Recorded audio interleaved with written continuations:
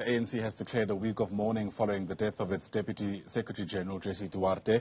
She passed on in the early hours of yesterday morning after a battle with cancer. Flags have been directed to fly at half-mast at all ANC provincial offices. The party is also set to hold a memorial service on Thursday. For more, let's bring in Mbali Thethani, who joins us now. Mbali, we also heard the ANC in that media briefing at Luthuli House directing all provincial structures to also hold their own memorial services in the week ahead.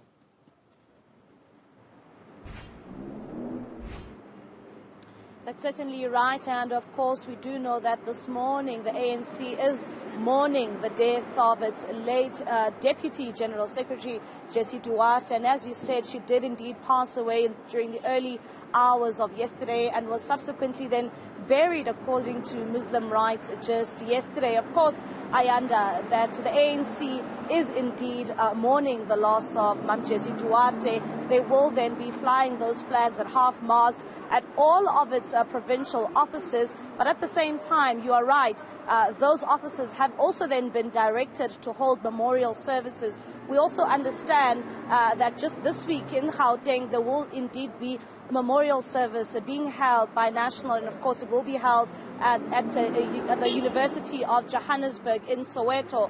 But at the same time, while we observe this moment, especially for the ANC, it is important to point out that the ANC is now left with just 4 members at its top 6 officials, or that position. But of course, this is quite a difficult moment for this party to get through, because you would know that the role the Secretary-General plays, especially in terms of trying to get done with the business of the ANC, especially during a time where it is indeed going for its national conference later this year.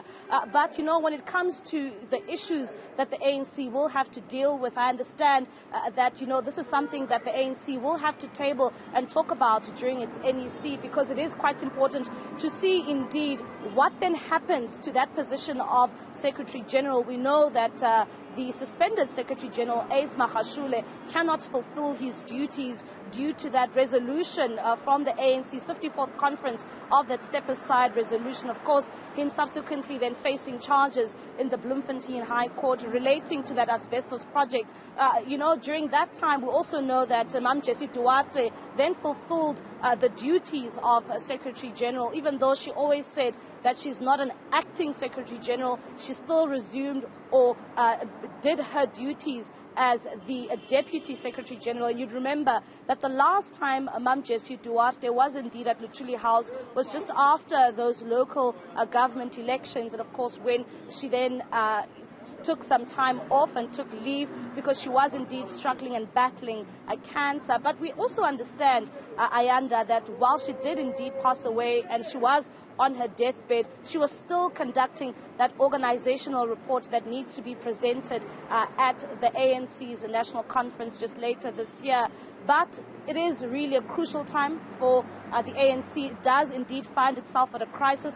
This is the first time that the ANC faces an issue of this magnitude, where there is indeed a vacuum in the office of the Secretary-General. It has never happened where they find themselves in this position, where the Secretary-General is indeed suspended. At the same time, the Deputy Secretary-General, who did, of course, take over his duties, is no longer with us, Sayanda. But we indeed understand that at the same time, while they do face these problems, the Treasurer-General of the ANC, Paul Mashatile, has of course been holding the fort, but it will be something that we'll have to look into. But just to reflect on the happenings of yesterday, when Mam Jessie passed away, we saw those mourners making their way to her home, but at the same time we also saw that funeral taking place, Ayanda, many remembering her and lauding her for the immense contributions she has done for the liberation of South Africa. But in particular, let's take a listen to what President Cyril Ramaphosa had to say about Jessie Duarte when he delivered the eulogy at her funeral. She was a unifier. She spent many hours and kilometers traveling around the country at great cost to her own health on uniting the movement. She was a great leader and also very good at the administrative leadership of the Secretary-General's office. She wanted a united ANC, and she worked very hard to unite the branches of the ANC in all its structures. But she was also actively involved where she saw weaknesses in Congress movement entities such as COSATU, as well as the party. She embodied a politics that was neither divisive, mean, nor small. Her politics were empowering and unifying. All right, Cyril Ramaphosa ending that report from Mbali Thethani, who's live just there from the Tuli House. Mbali, thanks very much.